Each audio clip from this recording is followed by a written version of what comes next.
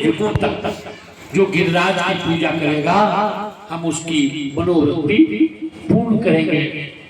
इस प्रकार से हनुमान जी ने आकर के गोवर्धन नाथ को समझाया। आज वही गोवर्धन की चिंता है ठाकुर जी को, इसलिए रहस्य को छिपाते हुए और किसी को दिए हुए वचन का निर्वहन कर रहे हैं।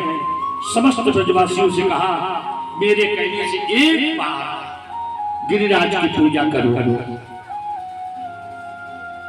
एक बात और है, सरलता बड़ी अद्भुत चीज है। ठाकुर जी कहते हैं कि हमें जो सरल व्यक्ति होता है, एक बात और सुनो ठाकुर साहब, इस संसार में सरल आदमी को लोग पागल कहते हैं। जो सरल है, सीधा है और भक्ति युक्त है, उसे लोग कुछ समझते नहीं है। अरे बोले लेकिन परमात्मा की मेरिट लिस्ट में नाम उसी का सबसे आगे होता है।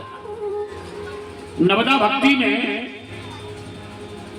प्रथम भगति संतन का संगा, दूसरी गति मम कथा प्रसंगा, गुरु पद पंकज सेवा, तीसरी भगति अमान, चौथी भगति मम गुण गण, करे कपट तजिगान, मंत्र जाप मम दृढ़ विश्वासा, पंचम भगति सुवेद प्रकाशा, छठम शील विगत बहु करुणा, निरत निरंतर सज्जन धर्मा, सातम सम मोहिमे जग देखा, मोहिते अधिक संत कर लेखा, अष्टम तथा लाभ संतोषा, सपने नहीं देखे परमोषा।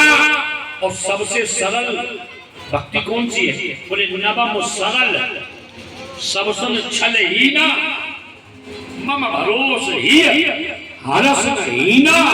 वो बोले नवमा एक जाके होई, नारी पुरुष सचराचर कोई। ये नवदा भक्ति में सबसे सरल भक्ति है।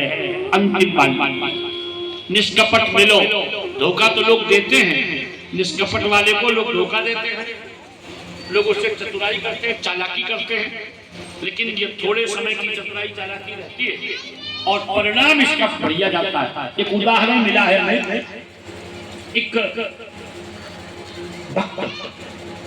अपने घर में रहता था और किसी संत से मिल गया होगा कभी। संत ने कहा कि केवल भगवान नाम रटो, तो राम राम राम राम रटे। घर वालों ने कहा कि इससे तो अच्छा तुम निकल के देखो, रोटी खाओ शेर भर, खुराकी खा बड़ा, और काम तुम करते नहीं हो तो निकल जा घर से।